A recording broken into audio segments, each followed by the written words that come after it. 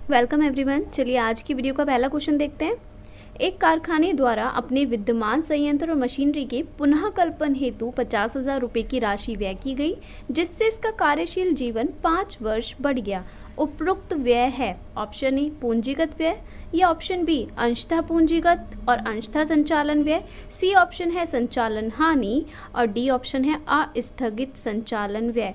तो देखिए मैं आपको बता दूं पूंजीगत और आयगत क्या होता है, थोड़ा सा एक्सप्लेन कर देती हूँ। तो देखिए जो एक्सपेंस यानी कि आप अगर कोई एक्सपेंस करते हो और उससे आपको मिलने वाला फ़ायदा कई सालों तक आप उससे फ़ायदा उठाओगे, ठीक है, तो वो हो गया लॉन्ग टर्म यानी कि पूंजीगत एक्सपेंस। लेकिन अगर आप कुछ ऐसा एक्सपेंस करते हो या कोई ऐसा प्रोसेस आप करते हो, खर्चा करते हो जिससे आप उसी करंट ईयर में उसका प्रॉफिट ले पाओगे, शॉर्ट टर्म के लिए है वो, तो वो आपका आयगत एक्सपेंस होता है। बट इस क्वेश्चन के अकॉर्डिंग जो आप मशीनरी और प्लांट को रिन्यू करवाने में 50,000 रुपये खर्च कर रहे हो, उसके लिए देखिए टाइमिंग दे रखा है कि उससे ना इसका कार्यशील जीवन 5 वर्ष बढ़ जाएगा, यानी कि इसके बाद आप कम से कम 5 साल तक तो उससे प्रॉफिट अर्न करोगे। तो यहाँ पर ये लॉन्ग टर्म एक्सपेंस हो गया जो हमें क्लियर है बिल्कुल। तो अभी यहाँ पे हमारा ऑप्शन नंबर ए करेक्ट हो जाता है। ओके, नेक्स्ट है अब अदत्त मजदूरी एक मद है यानी कि एक टर्म है। कैसी टर्म है? ऑप्शन ए चालू परिसंपत्ति यानी कि करंट असेट्स, ऑप्शन बी चालू देयता या करंट लाइबिलिटी, ऑप्शन सी गैर चालू परिसंपत्ति यानी कि नॉन करंट असेट्स है, या ऑप्शन डी गैर चालू देयता यानी कि नॉन करंट लाइबिलिटी है। तो आप सबको पता होगा आप आउटस्टैंडिंग कहाँ डालते थे। पहली बात तो ये क्लियर है कि लाइबिलिटी ही है। अभी आपको दो में कन्फ्यूज़न हो सकता है, करंट या नॉन करंट। तो मैं आपको बता दूं आउटस्टैंडिंग जो होता है वो हमारा करंट लाइबिलिटी होता है। तो यहाँ पे हमारा ऑप्शन नंबर बी करेक्ट है। ओके, चलिए फिर नेक्स्ट क्वेश्चन है हमारा।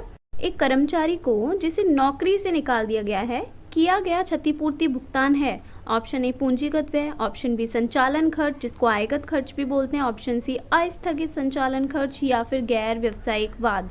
तो मैं आपको बता दूं ये जो आपको कर्मचारी को नौकरी से निकाल दिया, ये हर टाइम तो ऐसी सिचुएशन नहीं आती ना, तो कभी कभार होता है और किसी किसी करंट ईयर में होता है, तो ये उसी करंट ईयर को इफेक्ट करेगा और इसीलिए ये हमारा जो ऑप्शन नंबर यहाँ पर बी करेक्ट हो जाता है। संचालन खर्च इसको बोलेंगे यानी कि ऑपरेशनल एक्सपेंसेस या फिर revenue expense. Okay, next question.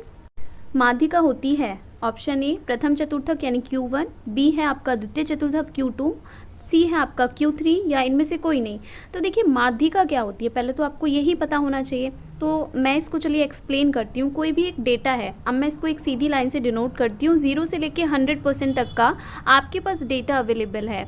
माध्यिका ना किसी भी डेटा को ऐसे 2 पोर्शन में डिवाइड करती है, यानी बिल्कुल मिड वैल्यू होती है माध्यिका किसी भी डेटा की, जिसके ऊपर 50% पोर्शन होता है और जिसके नीचे 50% डेटा होता है। तो बिल्कुल मिड में, बिल्कुल मिड का मतलब 50-50 हो गया ना, 50% पार्ट इज माध्यिका। इसके बाद चतुर्थक क्या होता है? चतुर्थक 100% किसी डेटा के 4 पोर्शन कर देता है, Q1, Q2, Q3, इस तरह से मतलब 4 पोर्शन में डिवाइड होता है, लेकिन वो रेखाएं 3 होती हैं values, Q1, Q2 and Q3। इसको इससे आप समझ सकते हो लाइक 25% पार्ट पर Q1 बोलेंगे, 50% पार्ट को Q2 बोलेंगे एंड 70% पार्ट को आप Q3 बोलेंगे। तो देखिए माध्यिका को वो भी 50% पार्ट को डिनोट करती है और आपका चतुर्थक में द्वितीय चतुर्थक जिसको Q2 बोलते हैं वो भी 50% को। दैट मीन्स माध्यिका को आप क्या और बोल सकते हो? Q2। तो यहाँ पे आपका option number very good B correct होता है। ओके, अब जो क्वेश्चन गिवन है आपको आपकी स्क्रीन पे, देखिए यहाँ पे हमें 3 वैल्यूज़ गिवन है और इनका गुणोत्तर माध्य निकालना है। तो सबसे पहले गुणोत्तर माध्य का फॉर्मूला देख लीजिए। ये होता है सिंपल सिचुएशन में, ठीक है, वरना तो लॉग वाला भी होता है, लेकिन यहाँ पे हम सिंपल गुणोत्तर माध्य निकालेंगे क्योंकि वैल्यूज़ इतनी बड़ी नहीं है। तो यहाँ पर गुणोत्तर माध्य का ये फॉर्मूला है x1 into x2 into x3 dot dot, यानी कि जितने भी x होंगे वो उसकी पावर 1/n। 1/n डिनोट करता है जितनी वैल्यूज़ हैं उसका 1/, हो जाएगा। दैट मीन्स यहाँ पे 3 वैल्यूज़ हैं तो 1/3 करेंगे, 2 होती तो 1/2 करते, 4 होता तो 1/4 करते। ओके, तो चलिए हम इसमें वैल्यू रखना शुरू करते हैं। That means 20 into 30 into 45। और एक और बात, ये जो फॉर्मूला है इसको आप इस फॉर्म में भी लिख सकते हो, यानी कि रूट के अंदर 1 ऊपर पावर लगा दोगे, 3 है ना तो 3 लगा सकते हो आप, ठीक है, या फिर ब्रैकेट में, आपको पता ही है रूट का मतलब ही होता है अपॉन में कर देना। आगे अब इसकी वैल्यूज़ 20 इंटू 30 इंटू 45। अब इसमें देखिए हम फैक्टर करेंगे इसको, ओके, ये हमारे हो गए फैक्टर। अब इसमें क्योंकि हमारी 3 वैल्यूज़ हैं, हमें करना है 1/3, तो 3 के पेयर पे आप एक सिंगल वैल्यू को उठा सकते हो। तो हम पेयर बनाना शुरू करते हैं। पहले इनको क्रम से लगा देते हैं। 2 को एक पास ले लेते हैं, 3 और 5 को, ठीक है। तो यहाँ पे अब क्लियर है आपको, ये पेयर बन रहा है 3, यहाँ भी पेयर बनना है, यहाँ भी पेयर, यानी इसकी जगह मैं सिंगल 2 ले लेती हूँ, इन तीनों की जगह मैं 3 ले लेती हूँ सिंगल टाइम, एंड इन 3 5 की जगह मैं एक सिंगल 5 उठा लेती हूँ। अभी मेरे को ऊपर कोई पावर वावर या होल स्क्वायर 1/3 करने की ज़रूरत नहीं है, वो मैंने ले लिया। अभी तीनों की मल्टीप्लाई कर दीजिए, 2 × 3 × 5 is equal to 30। Option check कीजिए, हमारा ऑप्शन नंबर ए करेक्ट है। ओके, नेक्स्ट है अब ABC विश्लेषण योजना आधारित है। फर्स्ट ऑफ ऑल ABC विश्लेषण योजना, ये आपने सुन रखा होगा, ये लागत नियंत्रण की प्रणालियों में से एक है। तो यहाँ पे ऑप्शन नंबर ए करेक्ट है। इसकी फुल फॉर्म होती है ऑलवेज बेटर कंट्रोल। और एक और चीज़ आप देख लीजिए, इसका दूसरा नाम, इसको CIE भी बोलते हैं, यानी कि control by importance and exception, Hindi में महत्ता एवं अपवाद द्वारा नियंत्रण, ठीक है। तो ये लागत नियंत्रण की प्रणाली है, ये भी याद रखिएगा। चलिए फिर अगला क्वेश्चन देखते हैं। क्वेश्चन है अब, कंपनी के रजिस्ट्रेशन के समय रजिस्ट्रार के पास निम्नलिखित प्रपत्र जमा करना आवश्यक नहीं है। तो भाई 4 ऑप्शन आपको दिखाई दे रहे हैं, इनमें से कौन सा जमा करना रजिस्ट्रार के पास ज़रूरी नहीं होता। तो सीधे चलते हैं करेक्ट ऑप्शन पे, जो है हमारा ऑप्शन नंबर सी, प्रविवरण। ओके, चलिए फिर अगला क्वेश्चन देखते हैं। क्वेश्चन नंबर 8 है अब, मुद्रा अपस्फीति यानी कि डिसइन्फ्लेशन की प्रक्रिया में मुद्रास्फीति दर को क्या करेंगे, बढ़ाएंगे, घटाएंगे, स्थिर रखेंगे, या ये सभी गलत हैं। तो सीधे चलते हैं करेक्ट ऑप्शन पे, जो कि है हमारा ऑप्शन नंबर बी, घटाया जाता है। ओके, ध्यान रखिएगा, ये इन्फ्लेशन कैसा है, डिसइन्फ्लेशन की बात हो रही है यहाँ पे, अपस्फीति। ओके, चलिए फिर अगला क्वेश्चन देखते हैं। क्वेश्चन नंबर 9 है अब, किसी भी सामग्री का उपभोग 20 से 24 इकाई प्रतिदिन है और उसे आदेश देने के पश्चात प्राप्त करने में सामान्यतः 10 से 12 दिन लगते हैं। पुनः आदेश स्तर दे रखा है 24 × 12 = 288 यूनिट्स। तो न्यूनतम स्टॉक स्तर होगा। तो चलिए भाई इसको सॉल्व करते हैं, तभी तो पता चलेगा। ये हमसे पूछ रहा है मिनिमम स्टॉक लेवल। तो अब आपको आपकी स्क्रीन पे दिखाई देगा formula, minimum stock level is equal to reorder level minus average consumption multiply average lead time, ठीक है। तो कंजम्पशन कितना दे रखा है, भी 20 से 24 यूनिट हो जाता है, बट हमें एवरेज चाहिए। तो एवरेज कैसे निकालते हैं, दोनों को प्लस डिवाइडेड बाई 2 आएगा 22। ओके, तो यहाँ पे हम वैल्यू पुट करते हैं। रीऑर्डर लेवल गिवन है हमें 288 यूनिट्स। ओके, ये हमने लिख दिया, माइनस अभी हम एवरेज कंजम्पशन निकाला 22। इसी तरह से आपको एवरेज लीड टाइम 10 + 12 अपॉन में 2 इज इक्वल टू 11, ठीक है। तो मल्टीप्लाई 11। अब इसको सॉल्व कर लेते हैं। 288 माइनस मल्टीप्लाई करके आएगा 242 एंड इनका डिफरेंस आया 46 यूनिट्स। तो ऑप्शन चेक कीजिए, हाँ जी, यहाँ पे हमारा ऑप्शन नंबर सी करेक्ट है। ओके, चलिए फिर बढ़ते हैं अगले क्वेश्चन पर। क्वेश्चन है अब, एक थोक व्यापारी के प्रधान ग्राहक कौन होते हैं। तो ये तो सभी को पता होगा, आपको ऑप्शन गिवन है, बट हम चलते हैं सीधे करेक्ट ऑप्शन पे, जो है हमारा ऑप्शन नंबर ए, फुटकर व्यापारी। ओके, थोक व्यापारी से डायरेक्टली जो कनेक्ट करते हैं वो फुटकर व्यापारी करते हैं, तो वही उसके प्रधान ग्राहक होंगे।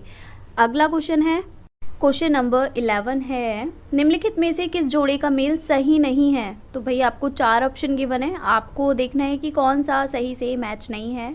तो पहला ऑप्शन है, सुरक्षित ऋण पत्र को बंधक ऋण पत्र से मैच किया, बिल्कुल करेक्ट है। बंधक ऋण पत्र में सिक्योरिटी जमा होती है, तो ये सिक्योर्ड होते हैं। ऑप्शन नंबर बी, अधिकार अंश। आगे है, नए अंशधारियों को निर्गमित। क्या अधिकार अंश नए अंशधारियों को निर्गमित किए जाते हैं? बिल्कुल नहीं। अधिकार अंश कंपनी के पुराने शेयर होल्डर्स ही ले सकते हैं, तो ये ऑप्शन ही यहाँ पे गलत हो जाता है। ओके, तो हमारा करेक्ट आंसर तो हमें ऑप्शन नंबर बी ही मिल गया।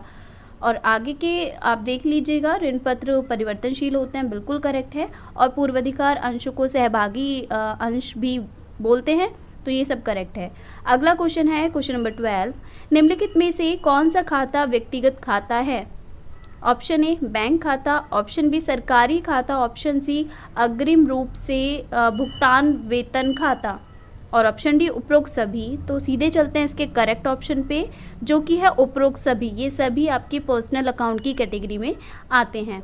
नेक्स्ट क्वेश्चन, क्वेश्चन नंबर 13 है, जब अंश जब्त होते हैं यानी कि हरण होता है फॉरफिटेड, तब पूंजी खाते को नाम किया जाता है। ये इसने क्लियर कर दिया, कैपिटल अकाउंट डेबिट होता है, बट किस अमाउंट से होता है? ऑप्शन नंबर ए जब्त की गई राशि से, नहीं, उससे तो फॉरफिटेड अकाउंट को करते हैं। ऑप्शन नंबर बी अंशों पर याचित राशि से।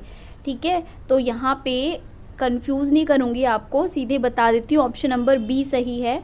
और इसको मैंने डिटेल में अपनी पिछली वीडियो में बताया हुआ भी है। शेयर कैपिटल में वो अमाउंट आती है जितना कि टोटल जो भी आपके शेयर्स जो हरण कर रहे हो ना, उन पे टोटल अमाउंट आपने मांगा था। मान लो 10 वाला शेयर था, अगर आप 9 रुपये ही मांगे हो ना अब तक, तो 100 शेयर्स थे, ये भी मान लेते हैं 100 शेयर्स थे, और 9 रुपये ही आपने कॉल किया है अभी, तो 100 इंटू 9 900 जाएगा। लेकिन अगर आप 100 शेयर्स पे टोटल 10 मांग चुके थे, तो आप 100 इंटू 10 1000 जाएगा। तो जितना आप याचित यानी कि याचना कर चुके हो, कॉल कर चुके हो, वो टोटल अमाउंट से आप मल्टीप्लाई करोगे शेयर में। तो ऑप्शन नंबर बी यहाँ पे करेक्ट है। ओके, क्वेश्चन नंबर 14 है अब पूंजीगत लाभ के प्रकार हैं। ऑप्शन ए दीर्घकालीन लाभ, ऑप्शन बी अल्पकालीन, ऑप्शन सी मध्यकालीन, या ऑप्शन डी ए और बी दोनों। तो मैं आपको बता दूं, पूंजीगत लाभ आपका शॉर्ट टर्म लॉन्ग टर्म हो सकता है, तो यहाँ पे ऑप्शन नंबर डी करेक्ट है। ओके, अगला क्वेश्चन है आपका दीर्घकालीन विनियोगों का विक्रय है। तो ऑप्शन ए है कोषों का स्रोत यानी कि सोर्सेज ऑफ फंड्स, या फिर ऑप्शन बी कोषों का प्रयोग यानी कि यूजेस ऑफ फंड्स, या फिर आपका सी है चालू संपत्तियों में परिवर्तन, या इनमें से कोई भी नहीं। तो अगर आपने कैश फ्लो, फंड फ्लो वो टॉपिक्स पढ़ रखे हैं, स्पेशली फंड फ्लो स्टेटमेंट पढ़ रखा है, तो आप इसका करेक्ट आंसर दे सकते हैं, जो कि ऑप्शन नंबर ए कोषों का स्रोत है ये। ओके, क्वेश्चन नंबर 16 है अब निम्न में से किस नियम को गोसेन का द्वितीय नियम कहा जाता है? ऑप्शन नंबर ए सम सीमांत उपयोगिता नियम, बी है सम सीमांत उत्पत्ति नियम, या तटस्थता वक्र सिद्धांत, या सीमांत उपयोगिता ह्रास नियम। तो सीधे चलते हैं करेक्ट ऑप्शन पे, जो कि है हमारा सम सीमांत उपयोगिता नियम। ध्यान रखिएगा ये सारे शब्द, सम सीमांत उपयोगिता नियम को गोसेन का द्वितीय नियम भी कहते हैं। और मैं आप बता दूं कि गोसेन का प्रथम नियम किसको कहते हैं, अगर ये क्वेश्चन आता है तो उसको बोलते हैं सीमांत उपयोगिता ह्रास नियम को गोसेन का प्रथम नियम कहते हैं। तो ये दोनों बातें आप याद रखिएगा। चलिए फिर अगले क्वेश्चन पे चलते हैं। पूर्ण संतुष्टि के बिंदु पर सीमांत उपयोगिता सदैव इकाई से अधिक होती है, ऑप्शन बी इकाई के बराबर होती है, ऑप्शन सी इकाई से कम होती है, या ऑप्शन डी 0 के बराबर होती है। तो इस क्वेश्चन को ध्यान रखिएगा, क्योंकि कई बार एग्जाम्स में ये क्वेश्चन पूछा जा चुका है। पूर्ण संतुष्टि के बिंदु पर सीमांत उपयोगिता सदैव 0 के बराबर होती है, तो यहाँ पे ऑप्शन नंबर डी हमारा करेक्ट है। ओके, चलिए अब क्वेश्चन नंबर 18 है। यदि x बार दैट मीन समांतर माध्य है आपको गिवन है, n यानी कि पदों की संख्या गिवन है 72, and sigma F T x आपको गिवन है, और पूछ रहे कल्पित माध्य होगा, तो इसी से पता लगा लीजिए कल्पित माध्य दैट मीन्स यहाँ पे समांतर माध्य निकाला हुआ है, जो कि आपका ना स्टेप डेविएशन मेथड से सॉल्व किया हुआ है, लघु विधि जिसको बोलते हैं। तो हम उसी के फॉर्मूले से हम निकालेंगे कल्पित माध्य की वैल्यू। तो अब आपको आपकी स्क्रीन पे फॉर्मूला दिख रहा है, यहाँ पे देखिए वैल्यू रखना शुरू करते हैं। एक्स बार हमें गिवन है, हमने पुट कर दिया। कल्पित माध्य यानी कि कैपिटल है, ये हमें फाइंड आउट करना है, इसको एज इट इज़ रख देते हैं, एंड प्लस बीच में होता है, बट आपका जो वैल्यू है सिग्मा एफ डी एक्स वो है -155, तो हम नेगेटिव चार्ज के साथ पे पुट कर देते हैं अपॉन में 72। अब हम क्या करते हैं, इसको 72 से डिवाइड कर लेते हैं, तो हमारा आएगा प्लस माइनस, माइनस का साइन आएगा अब यहाँ पे, एंड 2.15। ओके, इसके बाद में a का वैल्यू चाहिए, तो उसको दूसरी साइड में लेके जाओगे, a इक्वल टू ये दोनों वैल्यूज़ ऐड हो जाएंगी, और फाइनली हमें आंसर मिल गया a इक्वल टू 30, जो है हमारा ऑप्शन नंबर a। तो आई होप आपको समझ में आ गया क्लियरली। तो चलिए बढ़ते हैं फिर अगले क्वेश्चन पर। क्वेश्चन नंबर 19 है अब निम्नलिखित श्रेणी का बहुलक ज्ञात कीजिए। यानी कि आपको कुछ वैल्यूज़ गिवन है, यहाँ पे भार किलोग्राम में दे रखे हैं, और इसमें बहुलक फाइंड आउट करना है। फर्स्ट ऑफ ऑल मैं बता दूँ मोड यानी कि बहुलक होता क्या है, यानी कि जिसकी फ्रिक्वेंसी, जिसकी रिपीटेशन ज़्यादा होगा, आपके जो गिवन डेटा होगा उसमें जिसका रिपीटेशन ज़्यादा होगा, फ्रिक्वेंसी ज़्यादा होगी, वही आपका उस डेटा का बहुलक होगा, मोड का वैल्यू होगा। चलिए फिर देखना शुरू करते हैं। यहाँ पे मुझे दिख रहा है 7 तो सिंगल टाइम्स है, ये क्या 4 भी सिंगल टाइम शो हो रहा है, 10 भी, 15, यहाँ पे तो किसी का भी रिपीटेशन मुझे शो नहीं हो रहा। आप भी एक बार ध्यान से डेटा को देखिए। तो इसका ना तो ऑप्शन ए 15 भी आंसर नहीं हो सकता, 10 भी नहीं हो सकता, प्रत्येक अंक बहुलक, नो नो नो, ये भी नहीं है कि हम हर एक को बहुलक बोल दें। तो यहाँ पे ऑप्शन नंबर डी करेक्ट है, बहुलक अनुपस्थित होगा यहाँ पे, ठीक है, ऑप्शन नंबर डी करेक्ट है। चलिए फिर अब देखते हैं next and last question of this video. समांतर माध्य की गणना के लिए वर्ग आंतर होने चाहिए, यानी कि क्लास इंटरवल कैसा होना चाहिए? ऑप्शन ए समावेशी, ऑप्शन बी समान, ऑप्शन सी असमान या उपरोक्त सभी संभव। तो देखिए अगर समांतर माध्य की यहाँ पे बात हो रही है, यानी कि मीन की बात हो रही है, तो मीन ना किसी भी सिचुएशन में आप इजीली कैलकुलेट कर सकते हैं। तो यहाँ पर ऑप्शन उपरोक्त सभी होगा। लेकिन यहाँ पे मैं एक और बात बता दूँ, अगर यहाँ पे समांतर माध्य की जगह पर माध्यिका पूछा होता तो वहाँ पे ये चीज़ें आपको ध्यान रखनी होती हैं कि जो गिवन डेटा है वो किस टाइप का है, और आपके जो वर्गंतराल हैं वो समावेशी हैं, यानी कि इंक्लूसिव हैं या अपवर्जी हैं, एक्सक्लूसिव हैं, ये सब वहाँ पे ध्यान देना होता है। बट यहाँ पे समांतर माध्य की बात है तो ये सभी में संभव होता है। तो यहाँ पे इसका करेक्ट ऑप्शन ऑप्शन डी है, उपरोक्त सभी संभव, ठीक है। लेकिन माध्यिका के लिए ना अपवर्जी होना ज़रूरी होता है, यानी कि जो क्लास इंटरवल है वो आपका एक्सक्लूसिव ही होना चाहिए।